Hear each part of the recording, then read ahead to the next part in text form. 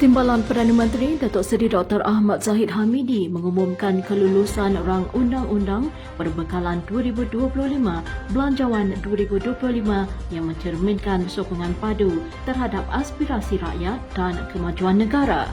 Beliau turut menyatakan bahawa belanjawan tersebut akan mendorong masa depan negara ke arah yang lebih progresif. Beliau berkata demikian selepas menghadiri sesi penggulungan perbahasan Belanjawan 2025 yang dibentangkan oleh Menteri Kewangan II, Datuk Seri Amir Hamzah Azizan di Dewan Rakyat semalam.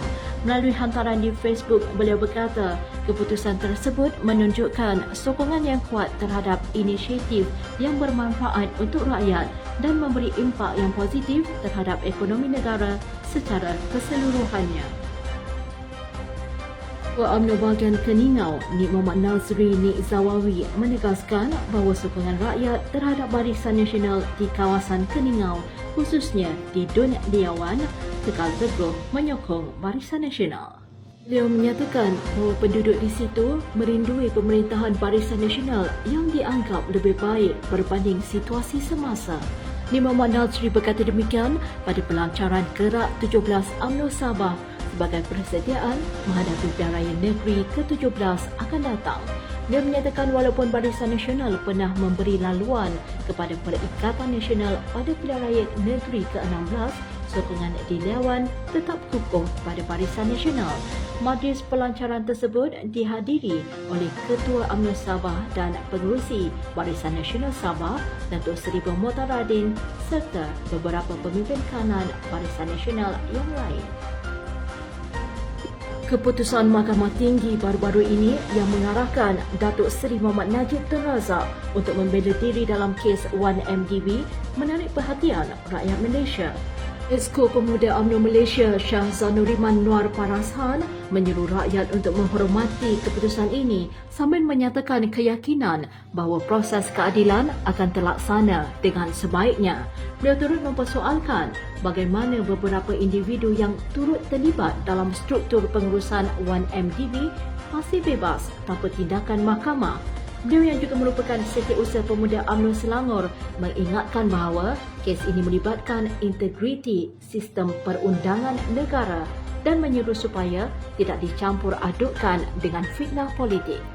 Beliau bersama pemuda UMNO Malaysia yang lain akan terus menyokong Datuk Seri Najib dan keluarganya demi menegakkan keadilan sambil berharap rakyat menghormati proses perbicaraan yang sedang berlangsung.